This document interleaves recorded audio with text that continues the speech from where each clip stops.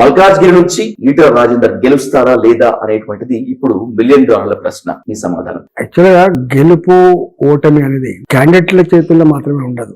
గెలిపించాలన్నా ఓడగొట్టాలని మల్కాజ్గిరి నియోజకవర్గ ప్రజల చేతిలో ఉంటది. వాళ్ళు అనేక రకాల పారామీటర్స్ చూస్తారు. వాళ్ళు ఏ అభ్యర్థికి ఓటు వేయాలి, ఏ అభ్యర్థికి ఓటు వేయకూడదు, ఎందుకు వేయాలి, ఎందుకు వేయకూడదు, ఇవన్నీ తర్కించుకొని వాళ్ళు ఓటేస్తారు. ఇప్పుడున్న పరిస్థితుల్లో మల్కాజ్గిరిలో కాంగ్రెస్ పార్టీ, బీఆర్ఎస్ పార్టీ ఉన్నప్పటికీ కూడా ఇవాళ నా చరిత్ర 24 ఏళ్లుగా వాళ్ళ కళ్ళ ముందు ఉంది కాబట్టి తెలంగాణ రాష్ట్ర ఏర్పాటులో నా పాత్ర, మొట్టమొదటి ఆర్థిక మంత్రిగా నా పాత్ర, కరోనా కష్టకాలంలో నేను చేసిన సేవ, ఇవన్నీ బెరీ చేసుకొని ప్రతి నా పొలిటికల్ క్యారియర్, నా చరిత్ర అంతా వాళ్ళు బెరీ చేసుకొని ఈ దఫా ఎట్టి పరిస్థితుల్లో కూడా ఈటల రాజేందర్ గారిని గెలిపించుకోవాలి. మాకు అందుబాటులో ఉండే వ్యక్తి, మా కాలుకు ములుగుతే పన్నుతో పీకే సర్వీస్ చేయగలిగినటువంటి పద్ధతి ఉన్నవాడు కాబట్టి గెలిపించుకోవాలి. రెండోది, దేశవ్యాప్తంగా మోడీ గారి హవా, ఇవాళ ఫిర్ ఏక్ బార్ మోడీ సర్కార్ అనే నినాదం ఏతుందో అది తెలంగాణ కూడా తూచా తప్పకుండా బ్రహ్మాండంగా ఉంది. ఒక్క మాట చెప్పాలంటే మొత్తం 17 సీట్లలో కూడా ఇవాళ మీరు ఎక్కడైనా పోండి 17 సీట్లలో ఎక్కడ క్యాండిడేట్ మీద ఇంత వ్యతిరేకత ఉంటుంది కావచ్చు, కానీ మోడీ గారి పేరు చెప్పగానే, భారతీయ జనతా పార్టీ పేరు చెప్పగానే డెఫినెట్ గా మేము ఈసారి భారతీయ జనతా పార్టీకి ఎత్తాం, మోడీ గారికి ఎత్తామనే భావన ఉంది.